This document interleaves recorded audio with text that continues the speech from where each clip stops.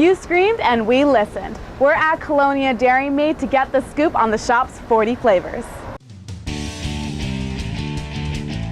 Our most popular flavors are cookies and cream, cookie dough, chocolate chip mint, and many other flavors. So we have this big machine. We pour the mix into the machine, and then we take it out, pour it into a tub that we serve the ice cream from, and we stir the different toppings and things that make it different flavors. On average, we probably go through about 175 tubs of ice cream per week. Here you go! A sweet treat for all ages. This is one summer tradition you can't skip. Do you agree, Skylar?